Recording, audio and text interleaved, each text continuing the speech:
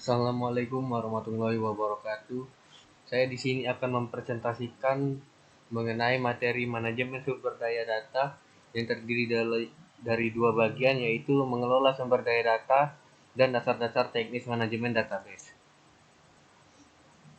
Materi ini disusun oleh kelompok 5 yang beranggotakan M. Azikri Farhan dengan NIM F1S1221143, Abdal Aditya Nasution, saya sendiri, F1 dengan NIM F1S1222191, dan Inaya Ramadia Putri dengan NIM F1S1221094, dengan dosen pengampu Bapak Tri Suratno Eskom Mkom. Bagian 1 yaitu mengelola sumber daya data terdiri dari 5 pembahasan, yaitu manajemen sumber daya data, dasar-dasar konsep data, gudang data dan penambangan data, pemrosesan file secara tradisional, dan pendekatan manajemen database. Pembahasan pertama yaitu manajemen sumber daya data. Data adalah sumber daya penting organisasi yang perlu dikelola seperti mengelola aset penting dalam bisnis lainnya. Manajemen sumber daya data yaitu sebuah aktivitas manajerial yang mengaplikasikan teknologi sistem informasi seperti manajemen database, gudang data, dan alat manajemen data lainnya dalam tugas untuk mengelola sumber daya data organisasi agar dapat memenuhi kebutuhan informasi pihak-pihak yang berkepentingan dengan bisnis mereka. Dasar-dasar konsep data yaitu kerangka kerja konseptual dari beberapa tingkat data telah dibentuk hingga membedakan antara berbagai kelompok atau elemen yang berbeda dari data. Jadi, data dapat secara logis diatur data karakter, file, field, catatan, file, dan database. Seperti tulisan dapat diatur dalam huruf, kata, kalimat, paragraf, dan dokumen. Kerangka kerja konseptual terdiri dari karakter. Elemen logis data yang paling dasar adalah karakter yang terdiri dari sebuah huruf, angka, atau simbol lainnya. Yang kedua, field. Tingkat selanjutnya yang lebih tinggi dari data adalah field atau bagian data. Sebuah field terdiri dari sekelompok karakter yang berhubungan. Contohnya karakter huruf dalam nama seseorang dapat membentuk field nama. Secara khusus, field dapat mewakili sebuah atribut seperti karakteristik atau kualitas dari beberapa entitas atau objek, orang, tempat, atau kegiatan. Contohnya seperti gaji seorang karyawan adalah atribut yang biasanya digunakan field data untuk mendeskripsikan sebuah entitas karyawan tersebut. Yang ketiga, catatan. Field-field dari data yang saling berhubungan dikelompokkan untuk membentuk catatan atau record. Contohnya adalah catatan penggajian untuk seseorang. Catatan dengan panjang tetap atau fixed length berisi jumlah tetap panjang field data. Catatan dengan panjang bervariasi, variabel length berisi beraneka ragam field dan panjang field. Yang keempat adalah file. Sekelompok catatan yang saling berhubungan disebut dengan file data atau tabel.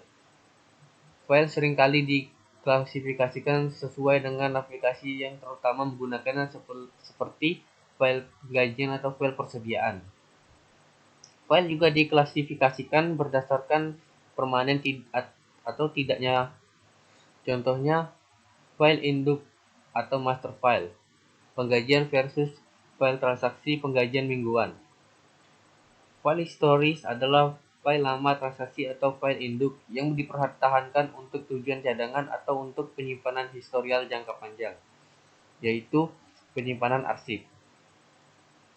Yang kelima, database. Database adalah kumpulan terintegrasi dari elemen data yang secara logika saling berhubungan. Data yang disimpan dalam database independen dari program aplikasi yang menggunakannya dari sejenis peralatan penyimpanan tempat mereka disimpan. Jenis-jenis database. Database operasional menyimpan data terinci yang dibutuhkan untuk mendukung proses bisnis dan operasi dari suatu perusahaan. Contoh-contohnya adalah database pelanggan, database sumber daya manusia, database persediaan, dan database lainnya yang berisi data yang dihasilkan melalui operasi bisnis. Database terdistribusi ini adalah bertempat dalam server jaringan di World Wide Web, di internet, dan di extranet perusahaan. atau di jaringan perusahaan lain. Memastikan bahwa data dalam database terdistribusi sebuah organisasi secara konsisten dan bersama-sama diperbarui adalah tantangan utama dari manajemen database terdistribusi. Database eksternal terdiri secara gratis dari berbagai layanan komersial online.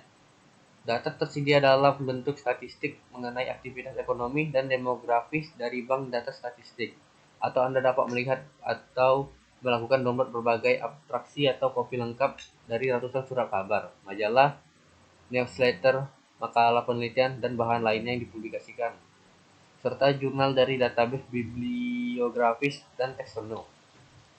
Database hipermedia, pertumbuhan yang cepat dari situs web di internet dan internet serta ekstranet perusahaan telah secara dramatis meningkatkan penggunaan database dokumen, hyperset, dan hypermedia. Sebuah situs web menyimpan informasi semacam ini dalam database hipermedia yang terdiri dari berbagai halaman hyperlink dan multimedia. Gudang data dan penambangan data.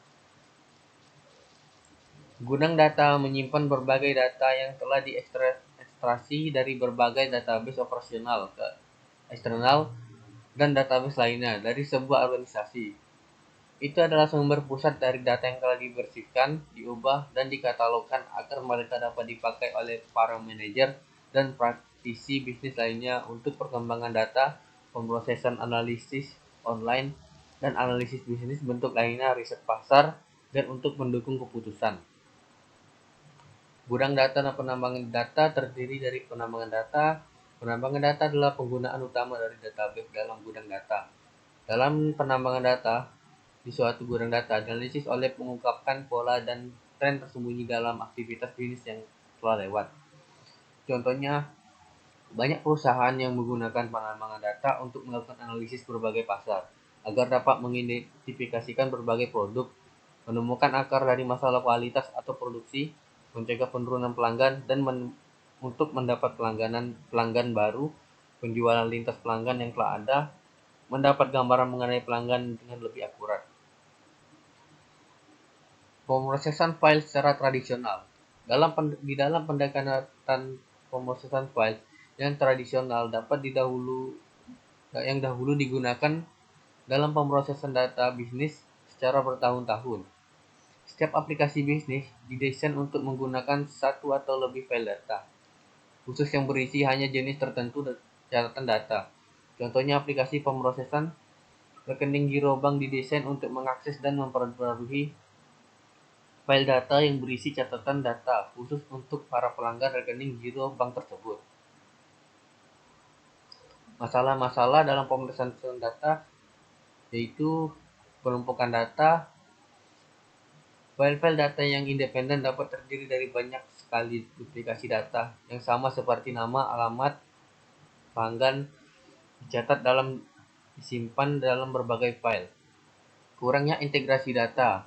Memiliki data dalam file-file yang independen mempersulit untuk memberi para pemakai akhir informasi untuk permintaan khusus yang membutuhkan pengaksesan data yang disimpan dalam berbagai file yang berbeda.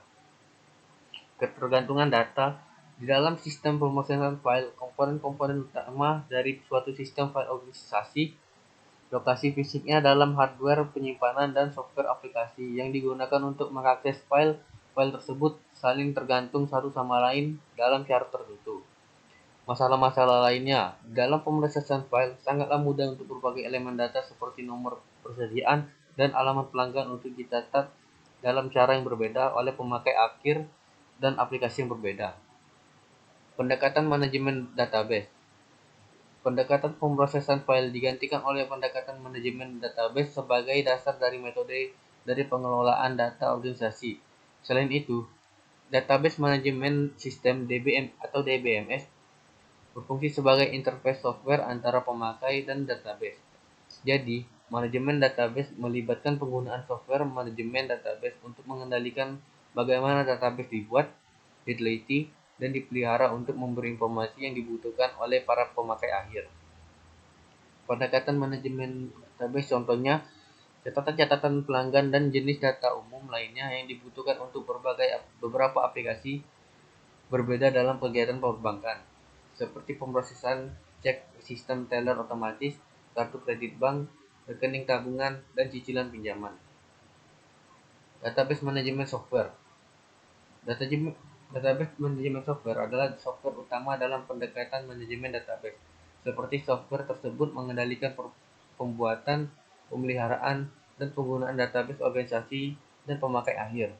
Di dalam sistem mainframe dan komputer server, sistem manajemen database adalah paket software sistem yang penting untuk mengendalikan pengembangan, penggunaan, dan pemeliharaan database dari komputer pemakai dan organisasi. 3 fungsi manajemen database yaitu: 1. Untuk membuat database baru dan aplikasi database. Yang kedua, memelihara kualitas data dalam database organisasi. Dan yang ketiga, menggunakan database organisasi untuk memberikan informasi yang dibutuhkan oleh para pemakai akhir. Pendekatan manajemen database terdiri dari penyelidik database, yaitu kemampuan penyelidikan database adalah manfaat utama dari pendekatan manajemen database. Beberapa komponen software DBMS umum. Yang pertama, definisi database, akses non-prosedur, perbaikan database, pengembangan aplikasi, dan pemrosesan database. Pemeliharaan database. Proses pemeliharaan database dicapai dengan sistem pemrosesan transaksi dan aplikasi pemakai akhir lainnya dengan bantuan dari DBMS. Para pemakai akhir dan ahli informasi juga dapat menggunakan berbagai utilitas yang diberikan oleh DBMS untuk pemeliharaan database. Database sesuatu organisasi perlu diperbarui secara terus-menerus untuk mencerminkan transaksi bisnis yang baru, seperti penjualan yang dilakukan, produk yang dihasilkan, atau persediaan yang dikirimkan, serta berbagai kegiatan lainnya. Pengembangan aplikasi. Software DBMS juga memainkan peranan penting dalam pengembangan aplikasi. Para pemakai akhir, analisis sistem, dan pengembangan aplikasi lainnya dapat menggunakan bahasa pemrograman internal WorGL seperti alat pengembangan software bawaan dalam banyak software DBMS untuk mengembangkan program aplikasi khusus. Baiklah, lanjut ke bagian kedua, yaitu dasar-dasar teknik manajemen database yang terdiri dari manajemen database, struktur database, dan pengembangan database. Yang pertama, manajemen database. Bayangkan saja betapa sulitnya mendapatkan informasi dari sistem informasi jika data yang disimpan secara tidak teratur atau tidak ada dalam sistematis untuk menarik datanya.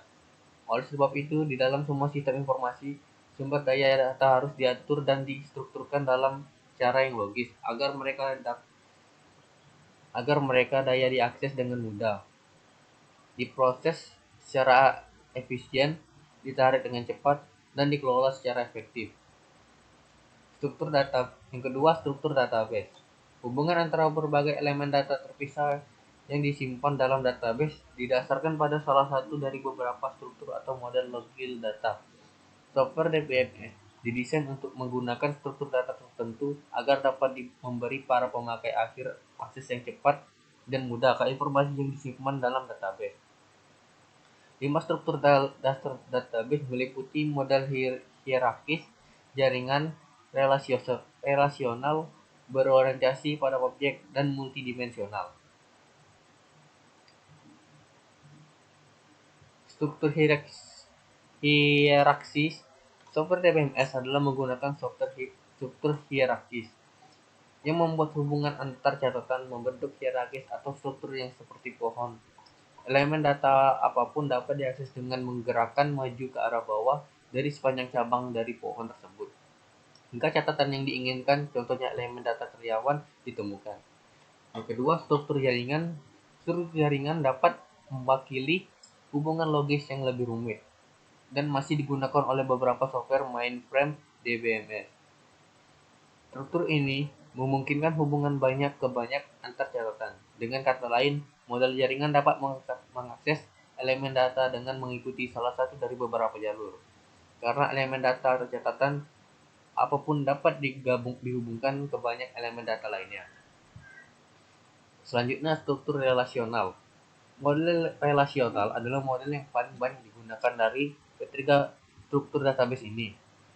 Contohnya, software DBMS dapat menarik dan menampilkan nama serta gaji karyawan dari tabel karyawan dan nama dari departemen tempat karyawan bekerja dari tabel departemen dengan menggunakan field nomor departemen untuk mereka atau DEPNO untuk menghubungkan atau menggabungkan kedua tabel ini.